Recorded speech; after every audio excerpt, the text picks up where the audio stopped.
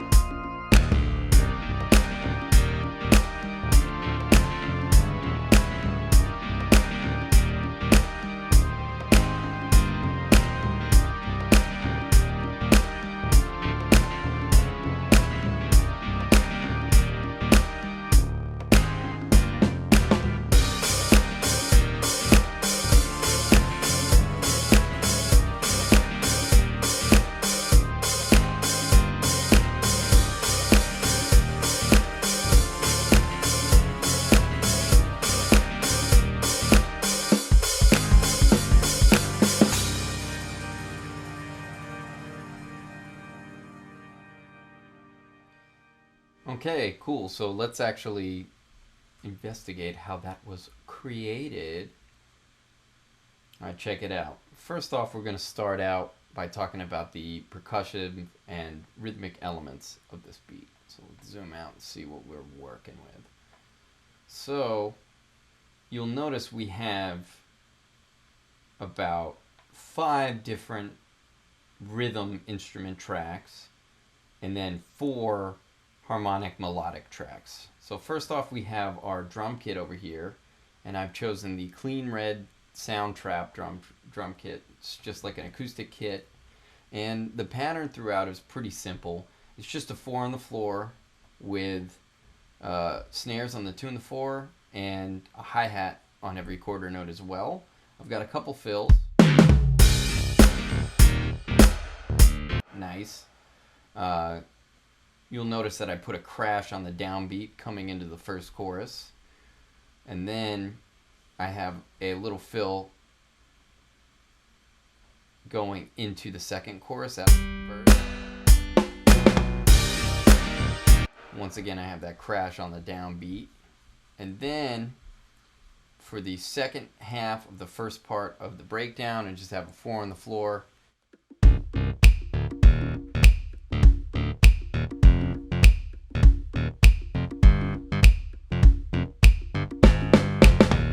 Now I programmed each one of these drum fills.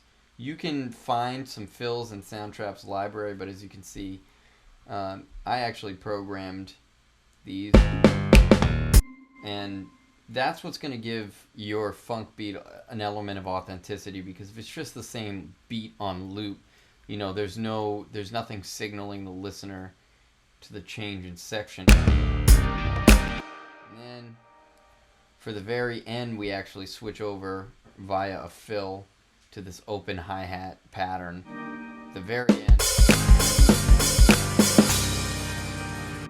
we have this fill with the snare, where the snare actually comes on the one. This is kind of like a classic fill.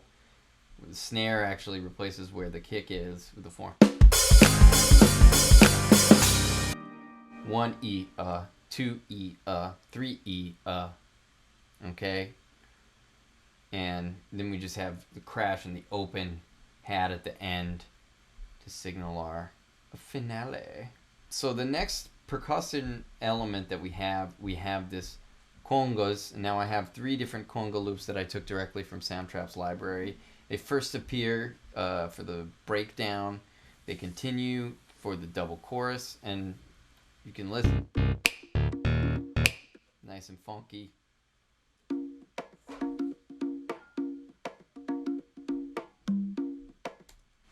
Nice and funky. Nothing super complicated about that. I just have them panned to the left a little bit. Then we have this hand clap sample that I got from Soundtrap's library, and I have it on the 2 and the 4.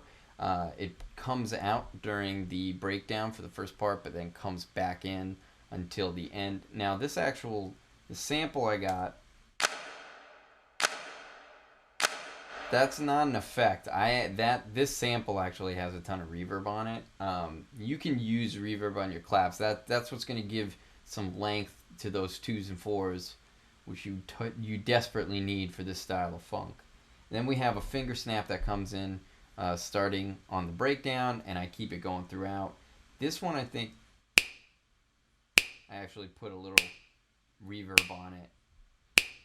Once again, that's just on the 2 and the 4. And then at the very end, I have this cowbell come in, the just raw cowbell, and I chopped it up so it's on every quarter note.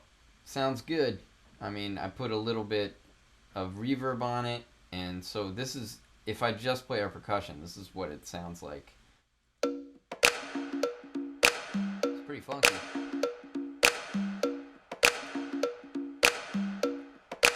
Great. Okay, cool. So that just about takes care of all of our percussive elements. Now let's get through our melodic and harmonic elements. First, let's start with our bass. It's the basic synth bass, and I didn't even really put that much on it. It's just a little bit. Yeah, see, I didn't even add effects. It's pure. This song is in the key of C minor, and it begins with a lick in C pentatonic minor.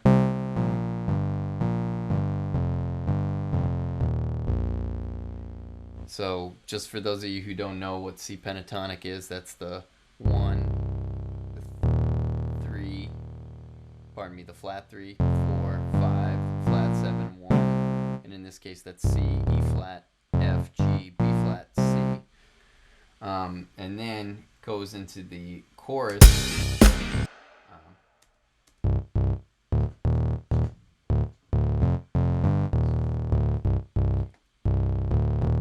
So C, E flat, D, G, E flat, D, C, D, E flat, and then it does D, A flat, G. You hear this descent. It's just diatonic in C minor. So, and then it does pretty much the same thing. And then we go into the verse.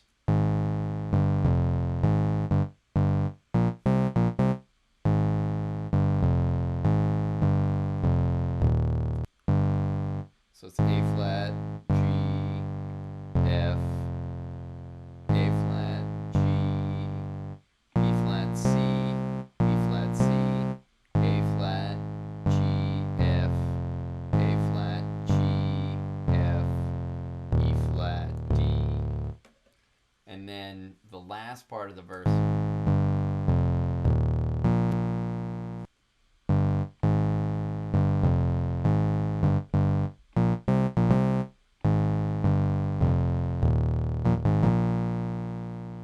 holds on that B flat before going back to the chorus.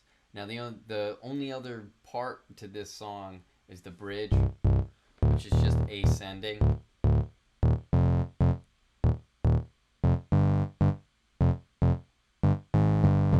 C, D, E flat, D, E flat, F, E flat, F, G, F, G, A flat, G, F, E flat. And then at the very end, the fourth time,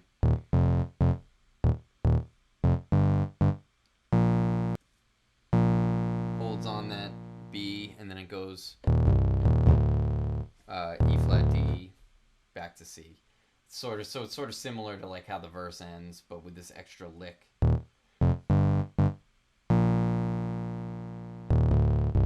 Yep, and then at the very end,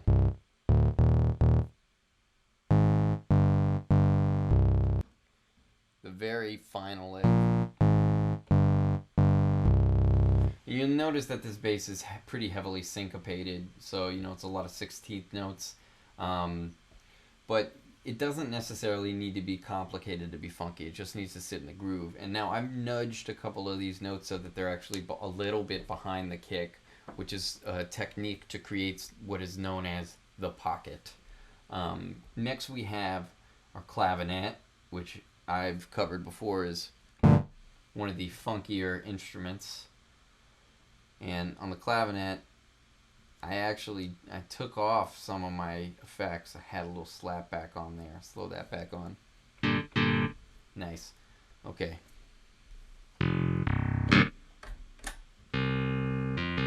So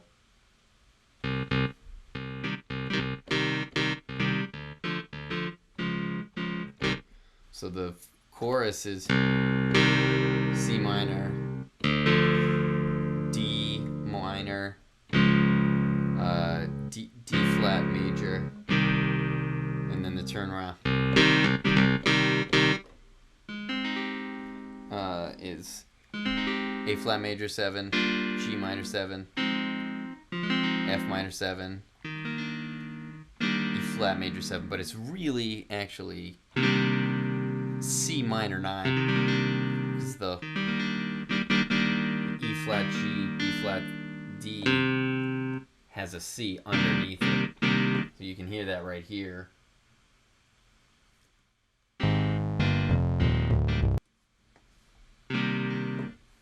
Because you hear it sort of overhanging, that's what it's actually implying. And then the difference is instead of going to that, at the end it goes A flat major 7, G minor 7, and then it does a G dominant 7, which is great, and it sets us up for our verse. A flat major 7, F minor 7, G minor 7, and then it's C minor in the second inversion. Okay, you can check that out right there. That's great, love that. And then the turnaround, the first part, it actually does a little harmony with the bass. So that's, you got B flat, A flat, G, G flat. And then the final turnaround echoes how we got out of the chorus.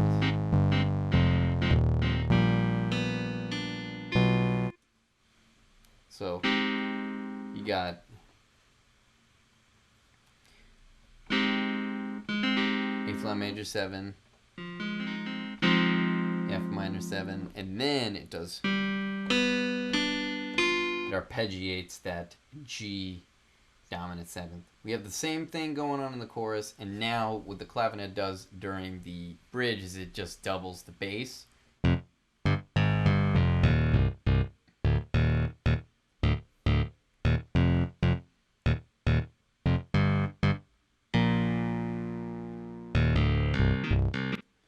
And then at the end, we have our our earlier turnaround, it doesn't end with that dominant at the very end.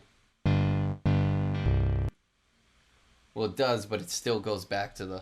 It's actually kind of like a fusion of the two.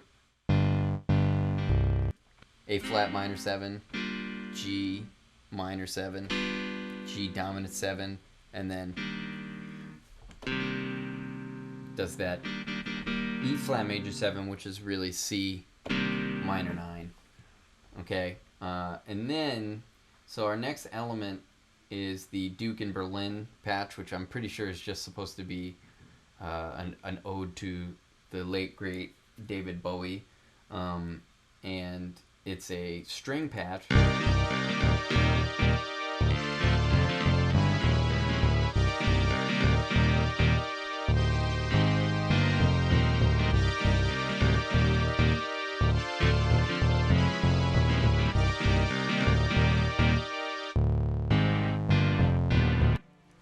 And it, for the most part, echoes the clavinet, but instead we're holding out notes instead of doing like a percussive pattern.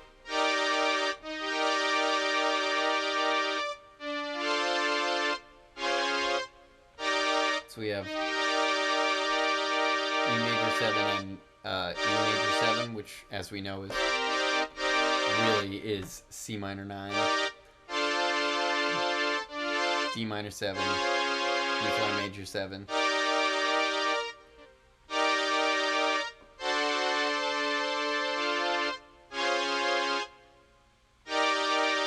And then it does echo the clavinet.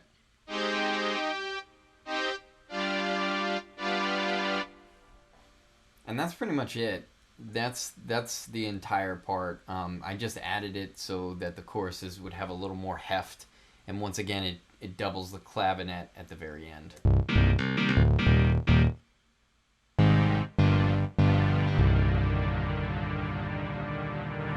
That sounds really aggressive, and I like it. I like it a lot. And then we have our gospel organ, which is emulating a Hammond B3. And I bring that in halfway through the breakdown.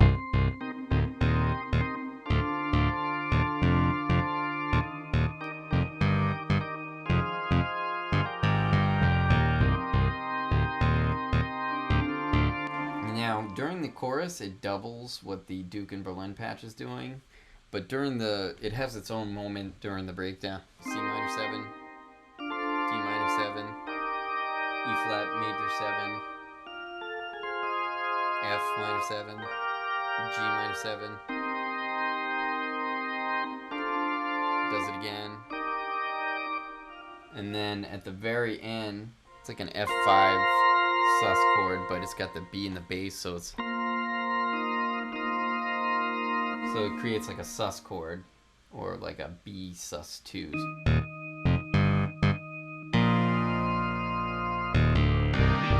Yep, and then it just follows the rest of the instruments. Now it does actually, it is present in the beginning with the bass and the clavinet.